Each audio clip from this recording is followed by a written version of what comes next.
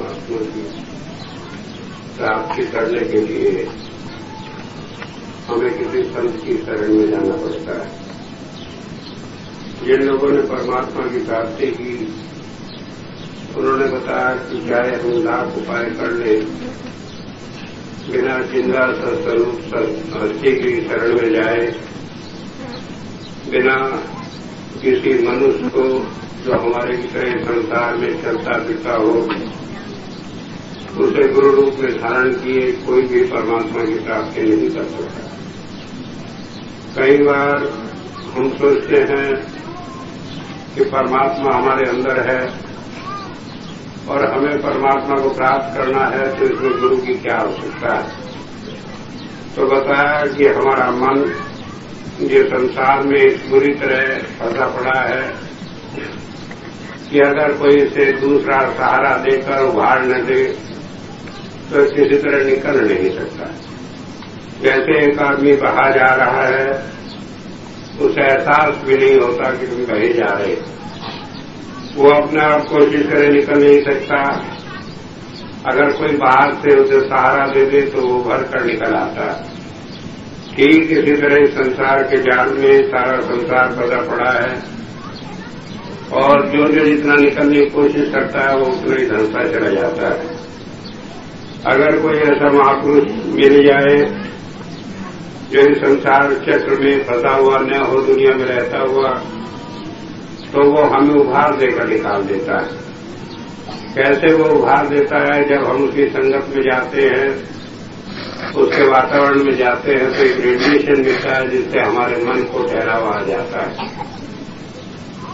और उसके बाद वो राय दबाव करके हमारी चेतन सत्ता को उभार देकर इस शरीर से ऊपर ले आता है और नाम के साथ जोड़कर उसका अनुभव दे देता है। एक बार उस नाम का हमें थोड़ा सा अनुभव हो जाए तो फिर अपने आप उस आनंद को याद करके उसका अनुभव हमें हो जाने के कारण फिर हमारा ख्याल उधर जुड़ जाता है। उसका एक ऐसा नशा मिल जाता है कि हमारा ख्याल फिर लौट कर उधर जाता है और हम आगे उस रास्ते पर बढ़ सकते हैं। इसीलिए लोगों ने जिन्होंने अपने अनुभव किए, उन्होंने बताया कि बिना जिंदा गुरु के कोई परमात्मा की प्राप्ति नहीं कर सकता। ये धर्म ग्रंथ है, हम पढ़ते हैं, हालांकि इनके अंदर अनेक बातें लिखी हुई हैं, तमाम ज्ञान की बातें भरी हुई है, लेकिन कोई इन किताबों को पढ़कर सही रास्ता प्राप्त नहीं कर सकता। मुझे याद है घटना, एक बार मैं अजमेर में था, एक भाई मेरे पास आए, कहने लगे कि स्वामी जी आप क्या सिखाते हैं? मैंने कहा भाई मैं तो योग सिखाता हूँ, ध्यान योग की क्रिया, जिससे कि आपका ध्यान टिक जाए परमात्मा में। कहने लगे ध्यान योग की क्रिया तो बड़ी खराब है। मैंने कहा क्यों खराब है? कहने लगे मैं इसे करना शुरू किया तो मेरे सिर में दर्द होने लगा, इतना कम हो गया, चक्कर आने लगे, बड़ी परेशानी हो गई। मैंने कहा भाई तुमने किससे सीखी, कौन गुरु है तुम्हारा? कहने लगे इसमें गुरु की कोई जरूरत ही नहीं, किताबों में लिखा हुआ है, मैंने पढ़ा और उसी तरह करने लगा। मैंने कहा बताओ कैसे करने लगा? कहने लगे उसमें लिखा था कि नासिका के अग्रभाग पर ध्यान टिकाओ और मंत्र का जाप करते रहो तो ध्यान टिक जाएगा। तो मैंने नाक के अगले हिस्से पर ध्यान अपना टिकाकर करना शुरू किया तो मेरे चक्कर आने लगे, दिखना बंद हो गया, आंख कमजोर पड़ गई। मैंने कहा तुमने कहाँ ध्यान लगाया बताओ? तो कहने लगे सीधी सी बात है, नाक के अगले हिस्से पर यहां पर ध्यान लगाया। मैंने कहा यही तुमने गलती की, क्योंकि नाक का अगला हिस्सा वो होता है जहां से नाक शुरू होती है और नाक बनने शुरू होती है यहां से, ये तो सबका आखिर का हिस्सा है। बताया अगले हिस्से पर ध्यान टिकाओ, तुम टिका रहे हो आखिरी हिस्से पर, इसीलिए गलती हो रही। तो कई बार होता है कि किताबों में जो लिखा है उसे भी हम समझ नहीं पाते सही तरीके से, जब तक कि कोई उसका समझाने वाला न मिल जाए। कई बार धर्म के ऐसे गूढ़ सिद्धांत है कि हम उन्हें पढ़ लेते हैं लेकिन विश्वास नहीं आता, और इसीलिए संत इस संसार में आते हैं शरीर धारण करके वो परमात्मा की ताकत काम करती है किसी मानव शरीर पर और उसी के द्वारा हमें सही रास्ता मिलता है, तब हम आगे बढ़ते हैं। तो आज हमारे सामने तीसरी पातशाही गुरु अमरदास जी महाराज की वाणी है, जिन्होंने बताया है कि कैसे किसी जिंदा सत्स्वरूप हस्ती के चरणों में बैठकर हम केवल परमात्मा को पा सकते हैं। इसके अलावा और कोई तरीका उस परमात्मा की प्राप्ति करने का नहीं है। जिन्नी पुरखी सतगुरु ना सेव्यो से दुखी है जुग चारु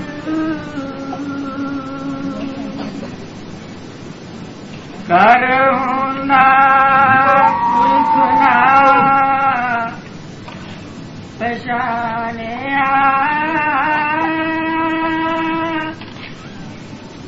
अभिमानी उठे अहंकार। अब गुरु साहब ने कहा है, जिन पुरखी सतगुरु ने सेव्यो, कि जिन्होंने गुरु की सेवा नहीं की। तो गुरु के सामने एक शब्द लगाया सतगुरु, सच्चा गुरु, पूरा गुरु, और एक दूसरा शब्द लगाया पुरखी। पुरखी उसे कहते हैं कि जो शरीर रूप में हमारे जैसा शरीर धारण करके आया।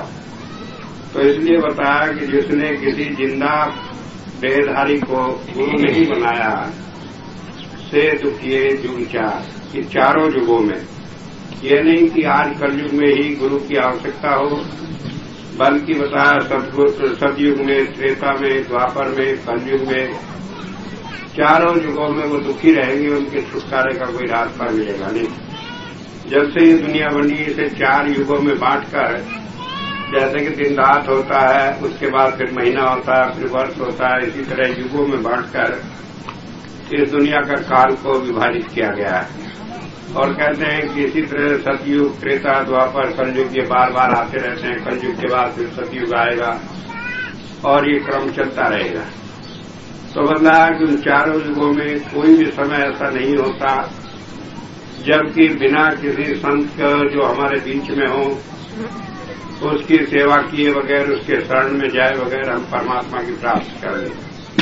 हर एक युगों में आए हैं संत और उन्होंने आके रास्ता दिखाया। हम भगवान कृष्ण की उपासना करते हैं तो बदला उन्होंने भी ये रहस्य, क्योंकि एक ऋषि से, एक महापुरुष से प्राप्त किया, और दूसरे जो महापुरुष जिनकी आज हम पूजा करते हैं, उन्होंने भी किसी न किसी को गुरु धारण किया, क्योंकि बिना गुरु के हम परमात्मा की प्राप्ति नहीं कर सकते। कई बार हम किसी महापुरुषों का नाम लेकर कहते हैं कि उनका तो गुरु था नहीं, लेकिन हम ये इसलिए कहते हैं कि हमें मालूम नहीं कि उनका कौन गुरु था। लेकिन उनकी वाणी से हम ये जानते हैं, सुनते हैं कि उन्होंने कहा कि बिना गुरु के कोई पार नहीं उतर सकता, किसी को मोक्ष नहीं मिल सकता। तो वो कैसे हो सकता हो कि उन्होंने उस मर्यादा को भंग किया हो? तो ये केवल इसलिए होता है कि उन्होंने कि उसका वर्णन नहीं किया है, या हम इतिहास में जानते नहीं कौन उनका गुरु है, इसलिए लोग भूल जाते हैं। कई बार होता यह है कि कई महापुरुषों के अनुयायी बाद में जानबूझकर ये गुरु की बात को छोड़ देते हैं, ये कहने के लिए कि फला महापुरुष ने कोई गुरु नहीं किया, वो तो स्वतः ही संत बनकर इस संसार में आए। स्वामी जी महाराज के विषय में मुझे मालूम है, सार वचन में पहले भूमिका आया करती थी, उसमें लिखा होता था कि बिना जिंदा गुरु के कोई पार नहीं उतर सकता। लेकिन बाद में उन्होंने वो शब्द उसमें से निकाल दिए भूमिका में से, और कुछ काल बाद कहने लगे कि स्वामी जी ने कोई जिंदा गुरु ही नहीं किया, वो तो स्वतः ही संत आए थे। तो ये बातें लोग अपने आप दूसरी तरह की बना देते हैं, लेकिन उन्होंने अनेक जगह इस बात का वर्णन किया कि बिना गुरु के कोई पार नहीं उतार सकता। कहा रामकृष्ण से सुखो बड़ो तीन बीतो गुरु तीन लोग के नायका गुरा गया दिन। तो इसलिए कोई ये सोचने लगे कि किसी युग में, किसी समय में किसी भी महापुरुष को बिना गुरु के ज्ञान प्राप्त हो गया हो, यह संभव नहीं। तो इसीलिए गुरु साहब ने कहा कि पूरा गुरु हो और वो भी शरीर रूप में हो, तब जाकर हम उसकी सेवा करके छुटकारा पा सकते हैं। अन्यथा चारों युगों में दुखी रहेंगे। कोई समय ऐसा नहीं, न सतयुग में, न त्रेता में, न द्वापर में, न कलयुग में, कि बिना गुरु के हम परमात्मा की प्राप्ति कर लें।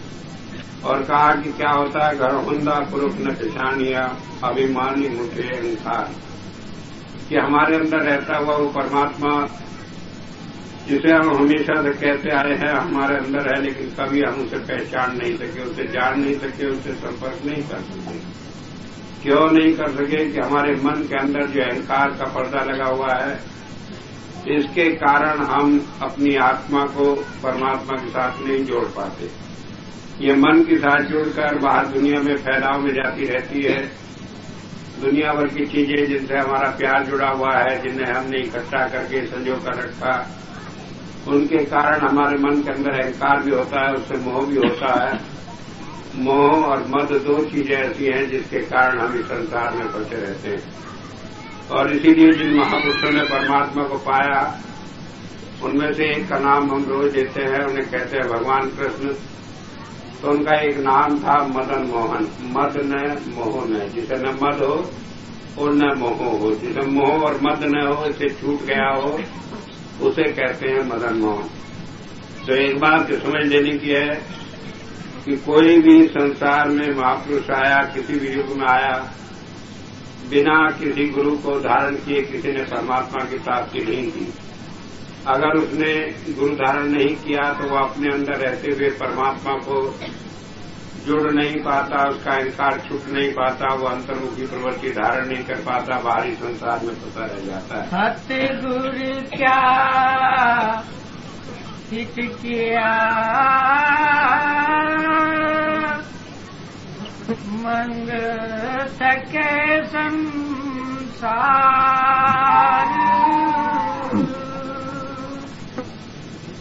सच्चा सावधाना से हो सब काज सवारनहार। अब गुरु साहब ने कहा कि जिसने पूरे गुरु को छोड़कर और संसार में दूसरे के सामने जाकर कामना की, अपनी मांग रखी, अपने मन की बात रखी, तो उसकी और कहीं जाकर कोई इच्छा पूरी नहीं होगी। क्योंकि जब हमने गुरु को अपने को समर्पण कर दिया तो सारी चीजों की संभाल करने वाला भी वही है। तो इसलिए बताया जो गुरु को छोड़कर दूसरे दरबार में जाकर अपनी मांग रखते हैं, वो वहां से निराश ही लौटते हैं, उन्हें कोई चीज प्राप्त नहीं होती। और कहा कि गुरु के दरबार में जाकर हमें सारी चीजें प्राप्त हो जाए, इसका तरीका क्या है? पता सच्चा शब्द ने सेविया, कि वो सच्चा शब्द वो परमात्मा हमारे अंदर है। अगर हमने उसकी सेवा नहीं की, उसकी कमाई नहीं की, तो हम संसार की चीजें भी प्राप्त नहीं कर पाते, अपने मन को भी काबू नहीं कर पाते, दुखों से भी छुटकारा नहीं पा पाते।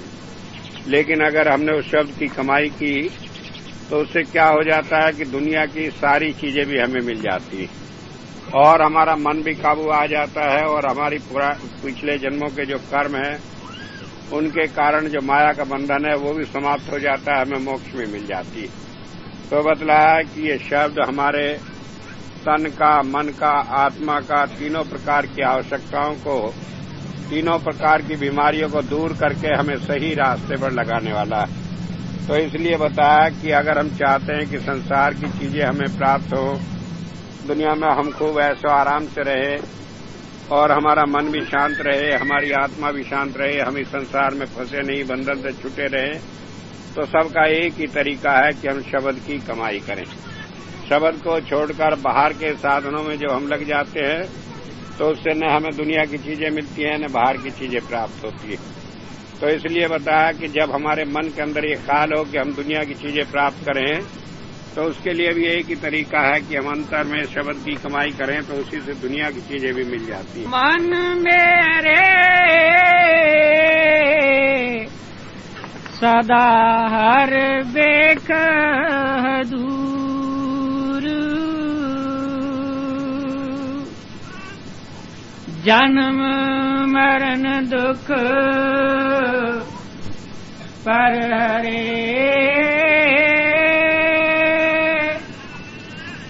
शब्द रहा भरपूर।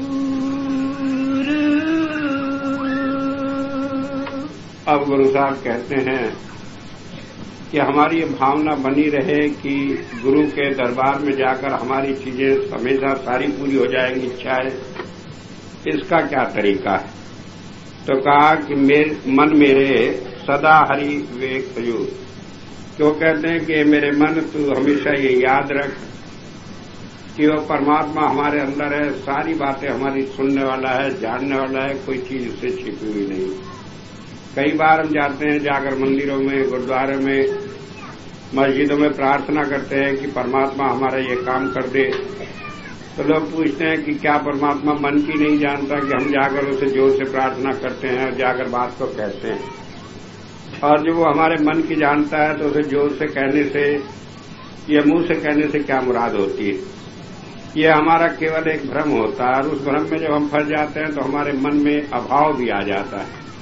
क्या अभाव आ जाता है कि जब हम जानते हैं कि परमात्मा हमारे मन की नहीं जानता, हम जाकर प्रार्थना करेंगे तभी वो सुनेगा, तो उसे सबसे बड़ा ये अभाव आ जाता है कि हम उसकी सर्वव्यापकता पर एक प्रश्न चिन्ह लगा देते हैं कि वो हमारे अंतर में है नहीं, हमें जानने वाला है नहीं। और जब हम ये कह देते हैं, एक बार ये सोच लें कि परमात्मा हमारे मन की बात को नहीं जानता, तो फिर हम दुनिया में कुछ भी पाप करते फिरें कि कोई रोकने वाला नहीं हो। मुझे याद है एक घटना, एक बार एक शराबी आदमी जाकर मस्जिद में बैठ गया और बेचारे के पास शराब थी, कुछ पी रखी थी, कुछ हाथ में ले रखी थी, नशे की हालत में था, जाकर वहां शराब पीने लगा। मौलवी आया, आकर कहने लगा ये तुम क्या कुफ्र कर रहे हो, ये खुदा का घर है, यहां बैठकर शराब पीते हो। जब ये हालत थी तो वो शराबी कहने लगा भाई मुझे तो होश नहीं, मैं तो नशे में हूं। कहने लगे या तो शराब पीने दे मस्जिद में बैठकर, या वो जगह बता जहां पर खुदा न।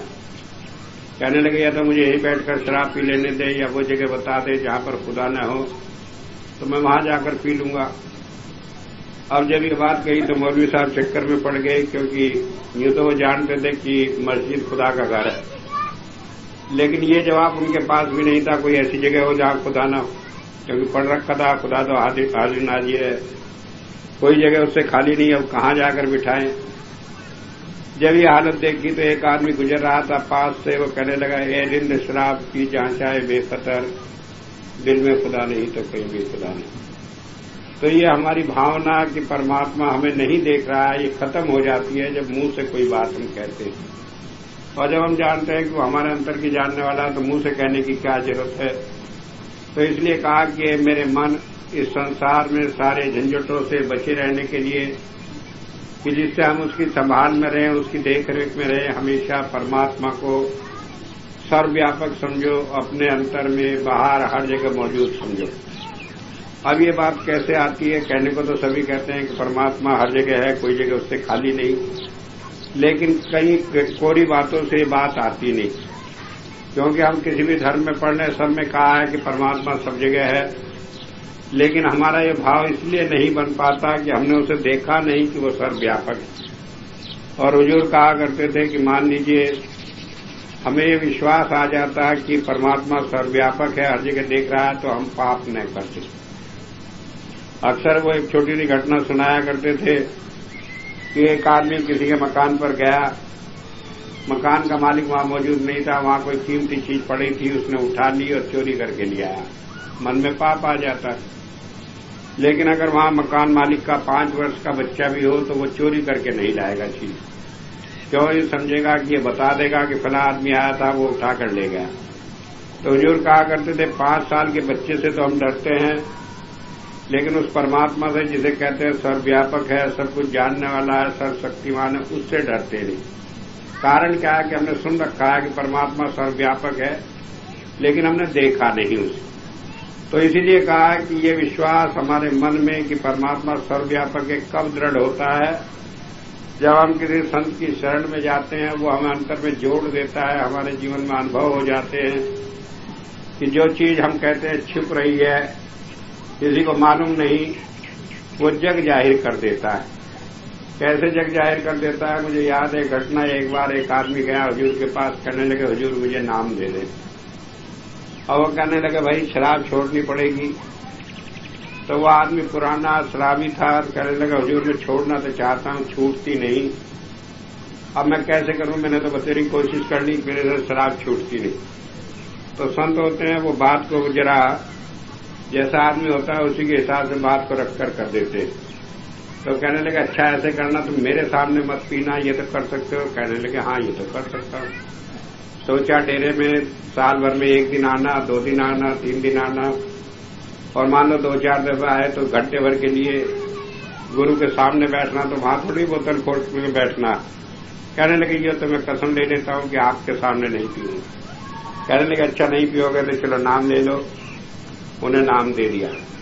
उसके बाद नाम लेकर उसे भी तसल्ली हो गई कि चलो शराब भी छोड़नी नहीं पड़ी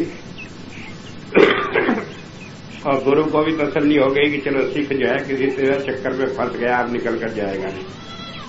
अब वो गया अपने घर, जाकर सोचा कि अब तो गुरु जी है नहीं, और मन करा शराब पीने के लिए, तो गिलास लिया, बोतल खोली, उसमें उड़ेली।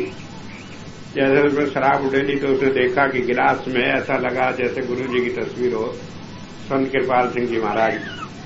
ये सच्ची घटना है जो उस आदमी ने खुद अपने आप सुनाई।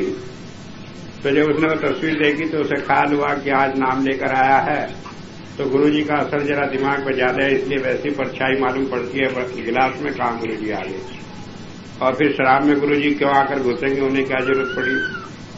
तो ये बात सोचकर उसने गिलास लिया, जैसे उठाकर होठ से लगाया तो उनके मुंह पर बड़े जोर का थप्पड़ एक पड़ा और गिलास दूर जाकर पड़ा और टूट गया, सारी शराब बिखर गई। अब वो जो थप्पड़ लगा इतनी जोर का लगा कि मुंह सूज गया।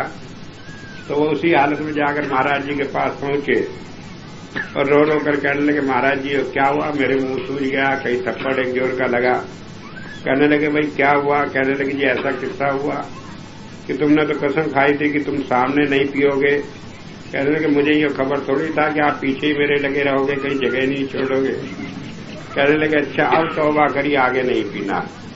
तो ये चीजें हम किताब में पढ़ते रहे, किताब से नहीं आती। हम कहते रहे कि परमात्मा हमेशा हर जगह व्यापक है, तो कोई विश्वास नहीं दिला सकता। जब संत होता है शरीर रूप में, वो ऐसे करिश्मे कर देता है कि आदमी जीवन भर भूलता नहीं, और उसके बाद फिर उसके दिमाग से वो बात निकलती नहीं। एक नहीं हजारों घटनाएं। और मैं तो कहता हूं कि अगर कोई गुरु शरीर रूप में न आए तो किसी सिख को विश्वास आ ही नहीं सकता कि परमात्मा उसकी संभाल करता है। मुझे याद है एक बार की घटना, एक भाई मेरे पास आए, आकर कहने लगे नाम ले दे। और वो जरा चतुर थे, बहुत पढ़े लिखे भी थे, अच्छे विद्वान, खेती किया करते थे। और वो नाम लेने इसलिए आए कि उनके एक रिश्तेदार ने नाम लिया हुआ था, उन्होंने जोर दिया कि आप भी नाम ले लें। तो वो कहने लगे चलो ले लें। मेरे पास आए, नाम लिया और उसके बाद चले गए। 4 साल तक फिर लौट कर नहीं आए। हालांकि डेरे से थोड़ी दूर पर ही उनका गांव था, लेकिन न कभी आना कभी जाना नहीं। एक दिन 4 साल बाद आए, आकर कहने लगे कि आपने तो कमाल कर दिया। मैंने कहा क्या हुआ। कि जब मैं नाम लिया था तो आपने कहा था जब कोई परेशानी हो तो वही याद कर लेना। तो मैंने सोचा ऐसे कह रहे हैं, ये याद करने से इनके क्या होगा। लेकिन मैं वो बात भूल गया। एक बार मैं गया बैल खरीदने के लिए, 12,000 रुपये लेकर घर से चला एक मेले में बैल खरीदने के लिए। वहां जाकर हमने 2 बैल खरीदे और 6,000 रुपये हमारे पास बच गए और बैल अच्छे मिले नहीं। तो जब वहां से लौट रहा था, रास्ते में आते आते अपने गांव से जब 6-7 मील रह गया तो दिन छिप गया। एक बार ख्याल आया कि गांव में न जाओ, क्योंकि गांव के चारों तरफ चोर लगते हैं। कहने लगे कहीं ऐसा ना हो रुपया भी छीन लें, बैल भी छीन लें, मारे भी। फिर ख्याल आया गांव तो थोड़ी दूर है, 2-3 घंटे का रास्ता ही है, तो पहुंच जाएंगे। तो मैं लेकर चल दिया। तो कहने लगे गांव के रास्ते में बड़ा जंगल पड़ता था, और उसमें जब मैं जाने लगा तो मैं थोड़ी दूर गया तो मुझे मालूम पड़ा कि आगे 3-4 आदमी हैं और कुछ बातचीत कर रहे हैं, कानाफूसी, पेड़ों के पीछे छिपे। अब मुझे ख्याल आया कि चोर है, लुटेरे हैं, मारेंगे भी, रुपया भी छीनेंगे, बेइज्जती भी करेंगे। तो मुझे उस दिन आपकी वो बात याद आई कि जब मुसीबत हो तो याद कर लेना। तो मुझे कुछ और सूझा नहीं, मैं वहीं खड़ा होकर आंख बंद करके आपको याद करने लगा। तो थोड़ी देर बाद में मैंने देखा कि आप वहीं खड़े हुए मुझे नजर आए। और उसके बाद में वो आदमी आया, एक मेरे पास दौड़ा हुआ आया, वो ये देखने के लिए आया कि मेरे पास क्या है, कितने आदमी हैं, जिससे थोड़ा भेद ले ले तो आगे जाकर लूट ले। तो जैसे वो मेरे पास आया तो मैं उसे कहने लगा, देख भाई बैल जो है ये बड़े बिदकते हैं, आदमी को देखकर मार दे तो मेरी जिम्मेदारी कोई नहीं, दूर खड़े रहो। तो कहने लगे तुम्हारे पास बीड़ी है, माचिस है? कहने लगे मैं तो पीता नहीं, बीड़ी नहीं है मेरे पास, माचिस। तो वो चला गया। तो उसके बाद जैसे आप कहने लगे कि आओ मेरे पीछे आ जाओ, कहीं इधर उधर मत भटको, और रास्ता काटकर बड़ी दूर तक ले जाकर जाके घर के दरवाजे पर छोड़कर फिर गायब हो। जब मैंने ये करिश्मा देखा तो फिर मैं आपके पास आया और मैंने ये समझा कि वास्तव में आप मेरे साथ हमेशा रहकर मेरी संभाल करते थे, नहीं तो उस दिन में बचता नहीं। तो होता यह है कि इसीलिए जिंदा सस्वरूप हस्ती की जरूरत पड़ती है कि उन सिद्धांतों को जिन्हें हम किताबों में पढ़कर विश्वास नहीं कर पाते वो किसी न किसी रूप से दर्शा देता है। तो इसीलिए कहा कि मेरे मन सदा इस बात को याद रख कि वो परमात्मा हमारे अंदर है, हमसे अलग नहीं। लेकिन इस सच्चाई को हमारे जीवन में कौन दृढ़ा सकता है, कौन पक्की करा सकता है? कोई संत कि हाँ वास्तव में वो ताकत हमें हर घड़ी संभाल कर रही। और कहा कि वो क्या करती है, जन्म मरण दुख पर हरे, कि वो हमारे जन्म का और मरण का जो दुख है, जन्म का दुख क्या है कि जब हम मनुष्य योनि में आकर पैदा होते हैं तो उससे पहले 9 महीने तक मां के गर्भ में उल्टा लटका रहना पड़ता है। किसी आदमी को 5 मिनट के लिए उल्टा लटका दो, उसे कितना कष्ट होगा इसका अनुमान नहीं। इसे 9 महीने तक, और वो भी गंदगी में चारों तरफ गलाजत भरी रहती है, वहां लटका रहना पड़ता है। और जब मरते हैं तब भी बड़ा कष्ट होता है। संत महात्माओं ने बतलाया कि अगर 1000 बिच्छू एक साथ डंक मार ले उसकी पीड़ा कम है, मौत की पीड़ा उससे भी अधिक। कारण क्या है कि जीवन भर जिन चीजों के साथ हमारा प्यार जुड़ा रहा, बाल बच्चों से, धन से, मकान कोठियों से, मौत के समय उनसे छोड़ना पड़ता है, इसलिए कष्ट होता है। और ये कष्ट हमें जन्म मरण का हर योनियों में होता रहता है। तो इसलिए बताया कि जन्म मरण का दुख हमारा छुड़ा देता है। फिर हम इस संसार में रहते हुए भी दुख को अनुभव नहीं करते, संसार में रहते हैं लेकिन दुख से छूट जाते हैं। कैसे छूट जाते हैं दुख से? बुजुर्ग समझाया करते थे कि एक जानवर होता है नेवला, और नेवले को आपने देखा होगा, वो सांप के साथ जब लड़ता है उसके टुकड़े टुकड़े काट कर देता है। सांप उसे काटता है, डंक मारता है, लेकिन नेवला उसे काट कर उसे मार डालता है।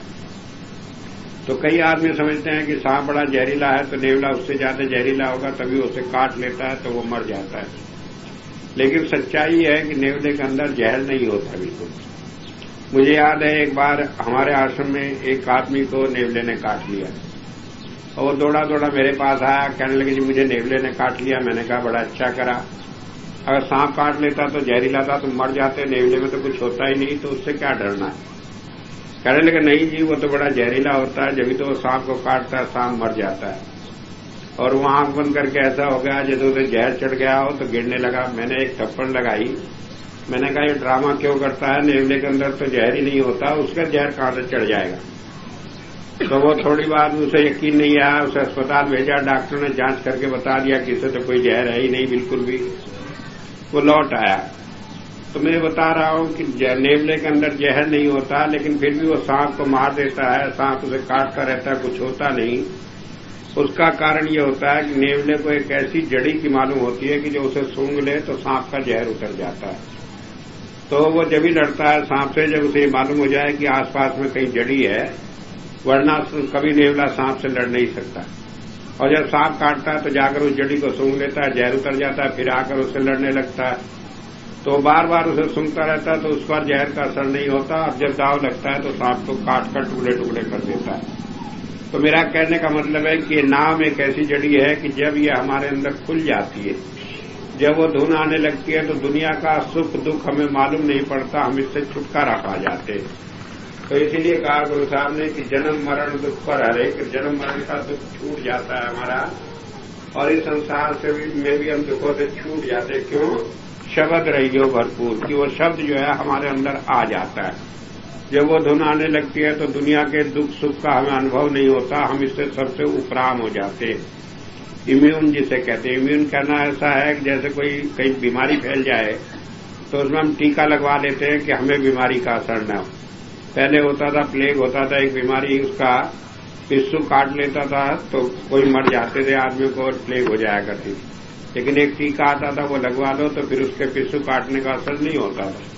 ठीक इसी तरह ये नाम एक, तो इसलिए बताया कि जब हमारा ये मन परमात्मा को हर समय हाजिर नाजिर देखने वाला बन जाता है गुरु की दया से, तो हम दुखों से छूट जाते हैं और अंतर में नाम के साथ जुड़ जाने के कारण उसकी मस्ती में हर घड़ी रहते हैं, हमें संसार के दुखों सुखों का अनुभव नहीं होता। सच सलायन से सच्चे सच्चा नाम आधार, सच्ची कार कमावली, सच्चे नाल प्यार। और गुरु साहब ने कहा सच सलाहन से सच्चे। सच कहते हैं परमात्मा को। क्यों परमात्मा को सच कहते हैं? सच उसे कहते हैं जो कभी बदलता नहीं, हमेशा एक रूप रहता है। और इस संसार में सारी चीजें बदल रही। हमारे ये शरीर के ऊपर खाल है, ये भी बदल जाती है, हमें पता नहीं लगता। सांप होता है, उसके अंदर जब ये खाल बदलती है तो वो केचली छोड़ देता है, पुरानी खाल नई खाल आ जाती है। और वैज्ञानिकों ने अनुमान लगाया कि मनुष्य अपने जीवन में 5-6 बार नई खाल धारण कर लेता है, पुरानी अपने आप उतर जाती है धीरे धीरे। तो इसलिए बताया कि इस दुनिया में हर चीज बदल रही है, केवल परमात्मा एक ऐसा है जो कभी बदलता नहीं। तो कहा कि जो उसकी पूजा करते हैं, जो उसके साथ जुड़े, वही सच्चे। क्यों? As you think so you become. अगर हम सच्चे के साथ जुड़े होंगे तो सच्चा बन जाएंगे। अगर हम चोर के साथ जुड़ेंगे तो चोरी हमारे अंदर आ जाएगी। जुआरी के साथ बैठेंगे तो जुआरी हो जाएंगे। शराबी के साथ बैठेंगे तो शराबी हो जाएंगे। तो कहा कि जब हमारा ख्याल सच्चे के साथ जुड़ा रहता है तो हम सच्चे बन जाते हैं। कैसे सच्चे बन जाते हैं? कि उसके साथ जुड़ने से सच्चा नाम आधार, कि वो सच्चा नाम जो है वो हमारे जीवन का आधार बन जाता है, उससे हमें सहारा मिलने लगता है। और उस सहारा मिलने से क्या होता है कि हर घड़ी हमें उसका ख्याल बना रहता है, उधर हमारा ध्यान लगा रहता है। सच्ची कार कमावनी, कि जो भी हम काम करते हैं फिर वो सच्चा होता है। अब क्या है, दुनिया में जो भी हम काम कर रहे हैं उसके कारण दुनिया में हमारा मन फंस जाता है। और जब कहा कि हमारे ख्याल परमात्मा से जुड़ा रहे तो दुनिया में जो भी हम काम करते हैं तो उसका नतीजा सब हमारा प्यार परमात्मा से ही बढ़ता चला जाता है। इसलिए हुजूर कहा करते थे कि दुनिया को छोड़कर जंगलों में जाने से काम नहीं चलेगा। दुनिया के सारे काम भी करते रहो। कहा हाथ कारबल दिल यारबल, कि हमारा हाथ जो है वो काम में रहे और दिल प्रभु प्रीतम के चरणों में रहे। तो इसलिए बताया कि दुनिया के सारे काम करते, हंसते, खाते, खेलते और सारे काम करते, अगर हमारा दिल प्रभु प्रीतम के चरणों में जुड़ा हुआ है तो जो भी हम काम करते हैं वो सारा हमारा भक्ति में शामिल होता है, फिर वो उससे अलावा कुछ नहीं होता। तो इसलिए बताया कि जो लोग परमात्मा के साथ अपने प्यार को जोड़कर उसे अपने जीवन का आधार बना लिए तो उनका जो भी काम इस दुनिया में होता है, चाहे वो खेती करते हैं, व्यापार करते हैं, नौकरी करते हैं, दूसरे काम करते हैं, वो सारे काम करते हुए वो उनकी भक्ति मानी जाती है, वो उनके जिम्मे उन सारे कामों का बंधन होता नहीं। आज हम काम कर रहे हैं तो उनका सारा बंधन हम पे है, क्योंकि हम उसके करता है। जब हम उसे परमात्मा के अर्पण करके सारे काम करते हैं तो वो सब परमात्मा के जिम्मे होता है, उसके बंधन में हम फंसते नहीं, न हम उसके दुख सुख से प्रभावित होते, न उसका बंधन होता, न उसके संस्कार हमारे ऊपर आते। तो ऐसा आदमी जब जो काम करता है वो माना जाता है कि वो परमात्मा की भक्ति कर रहा है। एक बार एक घटना आती है, एक ऋषि ने अपने लड़के से कहा कि जाओ उधर विश्वामित्र बैठे हैं, उन्हें भोजन दे आओ। अब वो कहने लगे कि रास्ते में तो नदी पड़ती है, तो मैं नदी में कैसे जाकर उन्हें भोजन दे पाऊं, नाव कोई है नहीं, पार जाने का रास्ता नहीं। कहने लगे नदी को जाकर तुम कह देना कि वशिष्ठ ऋषि जो आजीवन ब्रह्मचारी है उन्होंने कहा है कि रास्ता दे दो, तो नदी रास्ता दे देगी। अब उसने कहा जाकर खड़ा होकर, तो नदी सूख गई, वो निकल गया पार। जाकर वहां विश्वामित्र को भोजन कराया और उसके बाद वापस चलने लगा। कहने लगा आज्ञा दें मैं चलूं। कहने लगे जाओ। कि रास्ते में नदी है, उसमें तो बड़ा पानी बह रहा है, उसमें से कैसे निकलूं। कहने लगे उधर से कैसे निकल कर आए थे। कहने लगे मेरे पिताजी ने कह दिया था कि नदी को कह दियो कि वशिष्ठ ब्रह्मचारी ने कहा है तो रास्ता दे दो, तो नदी ने रास्ता दे दिया। तो कहने लगे इधर से कह देना कि विश्वामित्र पवनहारी ने कहा है कि रास्ता दे दो। पवनहारी उसे कहते हैं जो कुछ खाता नहीं, केवल हवा के सहारे पर जीता। अब उसने कहा अच्छा हो गया। नदी पर कहा, नदी सूख गई, फिर निकल गया। अब घर पहुंचा तो जाकर अपने पिताजी से कहने लगा मैं आपका लड़का नहीं। कहने लगे हाँ तुम मेरे ही लड़के हो। कहने लगे फिर आप ब्रह्मचारी कैसे हुए जब आपका लड़का मैं हूं। और मैंने नदी को कहा, नदी ने मान भी लिया और सूख भी गई, तो फिर ये बात कैसे हुई। और खैर यह तो बात दूसरी है, लेकिन उस आदमी को तो मैंने अपने आप ही भोजन कराया जो आपने दिया। मेरे सामने रोटी खाई, खीर खाई, हलवा खाया, सारी चीजें खाई। अब वो पवनहारी कैसे हो गया। उसके नाम से भी नदी ने रास्ता दे दिया। कहने लगे भाई जो संत हैं जो भी काम करते हैं वो परमात्मा का सहारा लेकर करते हैं, उसका आधार पर करते हैं और उनका कोई भी काम उनके खाते में नहीं जाता। इसीलिए जब जो भी दुनिया के गृहस्थ के काम किए तो हमारा ध्यान उसमें नहीं रहता, तो ये ब्रह्मचर्य ही माना जाएगा और वो जो भोजन करते हैं वो पवनहारी माना जाएगा, क्योंकि उनका ख्याल उस खाने के साथ जुड़ा हुआ नहीं। तो एक बात ये समझ लेने की है कि हमेशा से ये शिक्षा सारे संसार में संत महात्मा देते रहे कि दुनिया के सारे काम करते हुए अगर परमात्मा को अपने दिल में बसाए रखोगे, उसकी याद बनी रहेगी, तो उन काम के कारण हम उसके बंधन में भी नहीं फंसेंगे, उससे छुटकारा मिला रहेगा और इस संसार में सुखी रहेंगे। सच्चा साहब वरतदा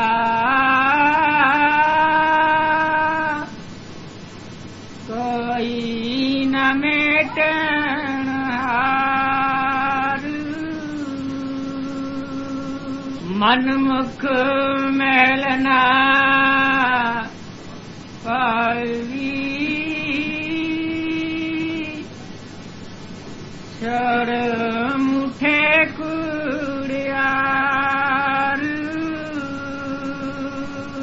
अब गुरु अमरदास जी महाराज ने बताया सच्चा साहू भरतदास की। साहू से कहते हैं, अब तो रिवाज जरा कम हो गया, सब जाते हैं बैंक में से लोन ले आते। पहले रिवाज था कि गांव में एक रईस आदमी होता था, तो गांव के जितने आदमी होते थे जो जरूरत हुई जाकर अपने साहब से ले आए। शादी हो, विवाह हो, खेती हो, ट्यूबवेल लगाना हो, कुछ काम करना हो तो जाकर उससे रुपये ले आते थे। जब अपने पास हुआ तो उसे ले आते थे, तो उसे बोलते थे साहब। साहब से कहते हैं कि जो हमारी जरूरत में सारी चीजें काम हमें दे दे और जब हम लौटा देंगे। तो बताया कि सच्चा साहब जो है वो परमात्मा है। तो जब हम उसके साथ अपना सारा काम काज रखते हैं तो फिर हमें इस संसार में कोई भी दिक्कत नहीं होती और हमारी जो जमा पूंजी होती है उसे कोई मेटने वाला नहीं होता। क्योंकि शाह का काम ये होता था कि जो उसकी प्रजा होती थी उसे हमेशा रुपया देता था। मान लीजिए उसे किसी और का रुपया देना हो, वो आकर उसकी कुड़की ले आए, कुछ ले आए, तो शाह देकर छुड़ा लेता था कि भाई मैं दूंगा और जब तुम कहोगे दे देना। तो इसी तरह कहा कि जब हम परमात्मा को अपना रक्षक, अपना सहायक मानकर उसके अर्पण हो जाते हैं तो दुनिया की सारी मुसीबतों से वो हमें छुड़ा लेता है। जब जब आवश्यकता होती है हमारी सारी जरूरतें पूरी कर देता है। कैसे पूरी कर देता है कि वो जानता है कि हमारी क्या जरूरत है। जब उसका कोई भी उपाय होता है तो वो करके सारे भंडारे भरपूर कर देता है। और कहा मनमुख महल न पाएगी। और जो मनमुख होते हैं, मनमुख कौन है? जो मन के साथ लगे हुए। कहने लगे उन्हें कोई ठिकाना मिलता नहीं और संसार में जो कुछ भी करते हैं वो सब कूड़ा धूल होता है। उसका नतीजा सिवाय उनके अपयश के, दुख होने के और कोई चीज उन्हें मिलती नहीं। तो बताया कि जो परमात्मा के साथ जुड़े हैं वो दुनिया का कोई भी काम करते हैं उसका बंधन नहीं होता, उसके कारण दुख नहीं होता। और जो मन के साथ जुड़े हुए हैं वो दुनिया में जो भी काम करते हैं वो सब अपयश का, दुख का कारण है। मैं करता जगमुआ गुरु बिन घोर अंधार, माया मोह विसाया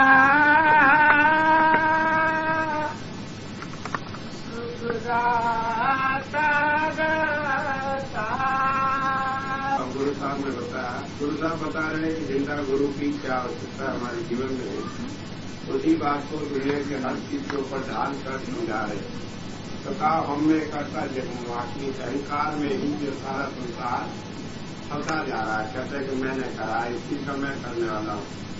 इस अहंकार के कारण क्या होता है, जब मैं करता है तो उसके कारण उसका दुख सुख से उठाना पड़ता है, और उस दुख सुख के कारण क्या होता है कि अहंकार में फंसा रहता है, इससे छुटकारा मिलता है। तो कहा कि माया और मोह दो चीजें ऐसी है कि संसार में हमारी किसी चीज से मोह जुड़ा हुआ है, क्योंकि हमारी अगर हम ये समझे कि हमारी नहीं है तो उससे मोह जुड़ेगा नहीं। बैंक का खजान भी होता है, जिसकी ड्यूटी करेगी उसके बाद फिर उसका मोह नहीं जुड़ा रहता है। 2 बजे बाद बैंक की छुट्टी हो जाए तो उसके बाद उस रुपये में क्या हुआ, आग लगे, जोड़ ले गए, कुछ ले गए, तो उसे कुछ नहीं मिलता। तो इसी तरह जब हम उसके अर्पण कर देते हैं तो कहा कि हमारा मोह जो है संसार की चीजों से छूट जाता है, और जो हमारा पिछले जन्मों के कारण है जिसके कारण हमें अहंकार रहता है, माया के अहंकार में हम फंसे रहते हैं, तो वो भी छूट जाता है। ये दोनों चीजें केवल हमें जिंदा गुरु की शरण में जाने से छूटती है, अन्यथा और कोई तरीका मिलता नहीं। क्योंकि अगर हम सोचते हैं कि मोह को छोड़ दें तो छूटे कैसे, लेकिन हम सोचते हैं तो गुरु का है, जैसा चाहे वो रखते हैं, तो फिर हमारा मोह अपने आप ही छूट जाता है। सोचते जब हमारा नहीं तो हम इससे झंझट में पड़ देते हैं। तो इसलिए बताया शरणागत की स्थिति इस संसार में हम सारे झंझटों से छूट सकते। अब गुरु साहब ने जिंदा गुरु की प्रशंसा और आवश्यकता का बयान करते हुए बताया, आकर तो वो हमें दुनिया की इच्छाएं पूरी भी करता चला जाता है और ऐसी स्थिति में रखता है कि आगे इच्छाएं बढ़ती नहीं, और सच रखें उद्धार, और हमेशा परमात्मा की याद को हमारे हृदय में वो बनाए रखता है।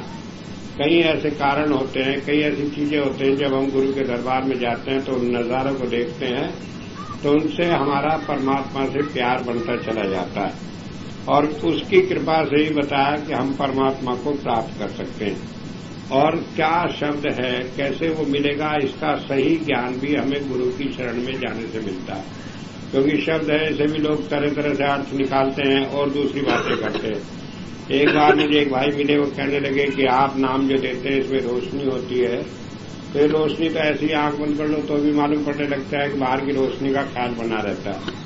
मैंने कहा ठीक है, रात को अंधेरे में बैठ जाओ, बाहर रोशनी ना हो तो उसमें बैठकर देखो, बैठे तो उसके बाद अनुभव हुआ, कई तरह की रोशनी आई। और फिर मैंने कहा कि मान लो बाहर की रोशनी का ही ख्याल बना रहता है तो फिर रंग कैसे बदलते रहते हैं कि लाल हुआ, नीला हुआ, पीला हुआ, और दूसरा स्वरूप आ जाता है। कई बार ऐसे जिन्होंने कभी देखा नहीं किसी को, संत महात्माओं को, उनका भी स्वरूप आ जाता है। मुझे याद है एक बार हमारे यूपी में एक गांव है इससेपुर, मैं वहां पर गया तो उस गांव में कोई सत्संगी नहीं था, पहली बार वहां प्रोग्राम हो, तो वहां पर 150 आदमी को नाम दिया, तो उनमें से 147 आदमी को स्वरूप आया, और उन्होंने कभी महाराज जी को, बड़े महाराज जी को देखा नहीं था। तो होता यह है कि हमारी कल्पना नहीं, बल्कि वो खुद अपने आप प्रकट होता है। खुदा उसे कहते हैं जो खुद आए, अपने आप आए, जिसे हमें बुलाना नहीं पड़ता। तो बदलाव जब हम गुरु की सेवा में जाते हैं तो वो परमात्मा को हमारे अंदर प्रकट कर देता है। कई बार हम सोचते हैं कि परमात्मा को लाकर हमारे अंदर बिठा देता है, ऐसी बात नहीं। परमात्मा तो है हमारे अंदर, लेकिन हमारा कनेक्शन उससे जुड़ा हुआ नहीं है, उसे वो जोड़ देता है, जिससे कि हम उसे देखने और सुनने वाले बन जाते हैं। तो इसलिए बताया गुरु की कृपा से ही हमें परमात्मा मिलता है, और उसी की कृपा से शब्द का सही अर्थ कि वो क्या है शब्द, ये हमें समझ में आता है। सतगुर सेव मन निर्मला, हमें तल विकार, आप छोड़ जीवत मरे, गुरु के शब्द विचार। अब गुरु साहब बता रहे हैं कि जब हम गुरु की शरण में जाते हैं, उसकी सेवा करते हैं, उससे ये सारी चीजें मिलती हैं, और दूसरी तरीके से मिलती नहीं। इसलिए वो जिंदा गुरु का महत्व समझा रहे हैं। तो उन्होंने कहा सतगुरु सेवी मन निर्मला, कि जब हम गुरु की सेवा जाकर करते हैं तो उसकी सेवा करने से हमारा मन निर्मल हो जाता है। कैसे निर्मल हो जाता है कि इस मन को क्या बीमारी लगी है कि दुनिया की जिस चीज में जुड़ता है उसी का प्रभाव इसके ऊपर आ जाता है। मान लीजिए हमने कोई चीज खाई, वो स्वाद है, तो उसके स्वाद का, उसके रंग का, उसके रूप का ख्याल हमें बन जाता है और वो ख्याल हमारे मन में बना रहता है। जब दोबारा कोई उसका जिक्र करता है तो एकदम याद आ जाती है कि हमने वो चीज खाई थी, ऐसा उसका रंग था, ठंडी थी, गर्म थी और ऐसी स्वाद लगती थी। तो ये मैल जो है रात दिन चढ़ती रहती है। तो कहते हैं जब हम गुरु की सेवा करते हैं तो हमारा मन जो है गुरु के साथ जुड़ा रहता है। अब जब गुरु के साथ मन जुड़ा रहा तो दुनिया की चीजों का प्रभाव इसके ऊपर आता नहीं। तो इसलिए जो आगे जो मैल और गलाजत इसके ऊपर चढ़नी थी वो बंद हो जाती है, वो आती नहीं। तो कहा गुरु की सेवा करने से ये मन जो है निर्मल हो जाता है। और दूसरी बात बताई होम में तज विकार की, होम में अहंकार जो है ये इतनी बड़ी बीमारी है, ये केवल गुरु की सेवा करने से छूटती है। मैंने रात सत्संग में बताया था कि जब जाकर शरीर से हम गुरु की सेवा करते हैं तभी ये मन का अहंकार छूटता है, अन्यथा ये किसी तरह छूटता नहीं। कहा कंचन तजना सहज है, सहज क्रिया करने मान बढ़ाई ईर्षा तजनी दुर्लभ। कि दुनिया में धन दौलत छोड़ना आसान है, बाल बच्चे छोड़ना आसान है, लोग महात्मा बन जाते हैं घर बार छोड़कर, लेकिन मान बढ़ाई ईर्षा उनसे भी नहीं छूट पाती। ये कब छूटती है? जब हम संत की शरण में जाकर सेवा करें तब ये छूटती है। भजन करने से भी ये मन का अहंकार बढ़ता है, ये कम नहीं होता, ये कम केवल सेवा से ही होता है। और सेवा जब हम करेंगे, जब कोई जिंदा सत्स्वरूप हस्ती होगी तो जाकर सेवा कर सकते हैं। भजन तो हमें नाम मिल गया, गुरु हो या न हो तो हम कर सकते हैं, लेकिन सेवा नहीं कर सकते। तो इसलिए बताया कि जिंदा हस्ती का रहना इसलिए जरूरी है, ये मन का अहंकार केवल उसी की शरण में जाकर टूटता है, अन्यथा टूटता नहीं। और जब ये मन का अहंकार टूट जाता है तो कहता है आप छोड़ जीवत मरे, की आपा छोड़ करके, अभिमान छोड़ करके ये जीते जी मरने वाला बन जाता है। मरना क्या है कि हम अपनी आत्मा को इस शरीर से छुड़ाकर ऊपर ले आते हैं और इस तरह ये शरीर के बंधन में रहती नहीं। जब हमारे मौत का समय आता है तो बड़ी आसानी से फिर ये आत्मा शरीर को छोड़कर चली जाती है। हुजूर समझाया करते थे कि मान लो एक कांटेदार झाड़ी है, उसके ऊपर कोई कपड़ा पड़ा है, आप धीरे धीरे उसे छुड़ाते रहोगे तो वो आसानी से छूट जाएगा, और आप उसे एक बार झटका देकर छुड़ाओगे तो सारा कपड़ा फट जाएगा। तो यही हालत हमारी है कि जीवन भर अभ्यास करके जब इस आत्मा को ऊपर लाते रहते हैं शरीर से, तो मौत के समय कष्ट नहीं होता, ये आसानी से निकल जाती है। और जिसने जीते जी से किया नहीं तो मौत के समय कष्ट होता है, रोता है, परेशान होता है, बुरी हालत हो जाती है। तो इसलिए कहा कि आप छोड़ जीवत मरे गुरु के शब्द विचार की। ये हालत कब बनती है कि हमारी आत्मा इस शरीर से सिमटकर ऊपर आ जाए और इस शरीर को छोड़ने वाली बन जाए, जब गुरु के शब्द के साथ हम जुड़ते हैं। उसके द्वारा जो शब्द हमें मिलता है, गुरु का शब्द कहो, गुरु का नाम कहो, ये वो चीज है जो हमारे अंतर में ज्योति और नाद है। इसे इसलिए गुरु का शब्द या नाम कहा कि गुरु के द्वारा इसका अनुभव होता है। कई भाई समझते हैं गुरु का नाम का मतलब है जो गुरु का नाम है उसको नाम कहा। एक बार मैं शाहजहानपुर में था, एक भाई मेरे पास आए, नाम लेके, बड़ी उम्र थी। अगले महीने आए, कहने लगे स्वामी जी आप अपना नाम बता दें। मैंने कहा क्या करना है? कि बताया कि गुरु का नाम का जाप करने से मुक्ति होती। मैंने कहा गुरु का नाम वो है जो अंतर में मिला है, जो रोशनी और जो आवाज का तुम्हें अनुभव हुआ वो गुरु का नाम है। तब उसे ये बात समझ आई। तो इसलिए कहा कि ये किताबों में जो बात लिखी है इनकी सही समझ भी हमें गुरु की शरण में जाने से आती है। हुजूर कहा करते थे कि ये किताबें आदमी को उलझा देती हैं और जो अनुभवी हो उसके लिए रास्ता दिखाने लगती है, उसे बताने लगती है और समझ देती है कि सही चीज क्या है। धंधा धावत रह गए,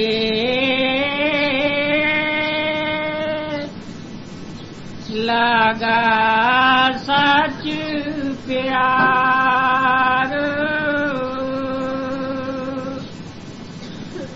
सच रते सुख उजले उपजे, तिन साचे दरबार। अब गुरु साहब ने बताया कि जब हम उस नाम के साथ जुड़ जाते हैं तो दुनिया का कोई धंधा करते रहे तो सारे धंधा करते हुए भी हमारा प्यार परमात्मा से बढ़ता चला जाता है। कोई काम बन गया तो कहते हैं उसकी दया है, और कोई काम नहीं बना तो कहते हैं उसकी मौज है, जिस हालत में रखे उसमें भी कोई रजा होगी, उसने क्यों हमारा ये काम नहीं बनाया। तो इस तरह से दुनिया में कोई काम अच्छा हो बुरा हो, दोनों हालत में हमारा दिन रात प्यार उससे बना रहता है। और अगर हम उसके साथ ना जुड़े हुए गुरु के साथ, तो ये दुनिया के धंधे करते हुए इन कामों में रात दिन फंसते चले जाते हैं। जो काम बन जाता है तो फिर चाहते हैं और ज्यादा बने, और जो काम बिगड़ जाता है तो रात दिन रोते रहते हैं, लोग लालच में फंस जाते हैं। तो कहा कि जो आदमी गुरु की शरण में चला गया वो सारे दुनिया के धंधों में फंसा हुआ भी परमात्मा से उसका प्यार बढ़ता चला जाता है, और जो आदमी गुरु की शरण में नहीं है वो दुनिया के काम करते हुए इनके चक्रों में फंस जाता है, इनसे निकलता नहीं। तो कहा कि जो आदमी सच के साथ जुड़ गए, परमात्मा के साथ जुड़ गए, केवल वही परमात्मा के दरबार में मंजूर किए जाएंगे। बाकी लोग जो दुनिया के साथ फंसे हैं उन्हें दुनिया में जन्म लेकर आना पड़ेगा। जिसने जिसकी उपासना की, पूजा की, उसे उसी के साथ जुड़कर दुनिया में आना पड़ेगा। अब हम दुनिया में अपने मन को फंसाए बैठे हैं तो हमें दुनिया में आना पड़ेगा। हम परमात्मा के साथ अपने मन को फंसा बैठे तो हमें परमात्मा के साथ जाकर मिल जाना पड़ेगा। तो इसलिए बताया कि ये काम धंधे जो हम कर रहे हैं इन्हें छोड़ने की जरूरत नहीं, लेकिन इन्हें करते हुए अपने मन को जो है वो परमात्मा के साथ जोड़े रखो, तो काम करते हुए भी परमात्मा को पालोगे। और काम छोड़ छाड़ कर जंगलों में चले गए और मन फंसा रहा दुनिया में, तो फिर वो सारे काम करते हुए भी दुनिया में ही फंसे रहोगे, इससे छुटकारा होगा नहीं। सतगुरु पुरखना मन्यो शब्द न लगो प्यार,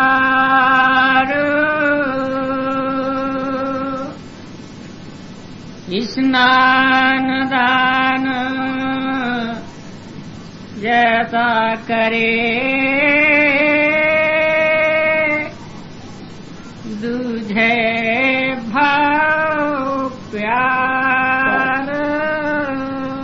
अवकाश सतगुरु पुरुष नमनीय कहा, जिसने गुरु शरीर रूप में किसी गुरु को माना नहीं तो उसकी क्या हालत होगी। शब्द में लागो प्यार, उसका शब्द से प्यार नहीं लग सकता। क्यों नहीं लग सकता कि शब्द हम गाते रहे कि शब्द क्या चीज है, लेकिन जब उसका अनुभव नहीं मिला तो उससे प्यार बनेगा नहीं। जैसे कोई आदमी प्यासा हो, पानी पानी बैठा करता रहे तो पानी से उसका तो जो काम बनना है वो बनेगा नहीं। उसका अनुभव नहीं होगा पानी क्या करता है क्या नहीं करता, तो उसका प्यार बनेगा नहीं।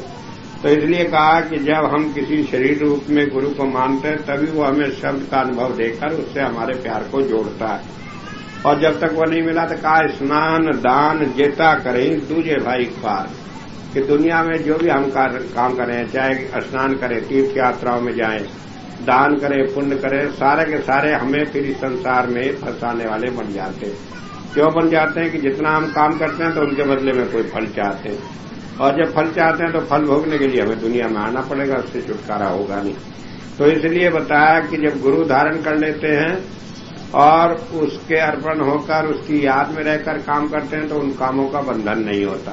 और जब तक गुरु धारण नहीं किया तो जो काम करते हैं उसकी फल की इच्छा हमारे मन में बनी रहती है, तो उसका बंधन होता चला जाता है। तो इसलिए कहा दान करो, पुण्य करो, तीर्थ यात्राएं करो, कुछ भी करो, अगर गुरु की शरण में नहीं है तो ये सारे काम बंधन का कारण हो जाते हैं। और गुरु धारण कर लिया तो इन सारों बीच में से हमें निकाल कर ले जाता है, इसके बंधन में फंसने नहीं देता।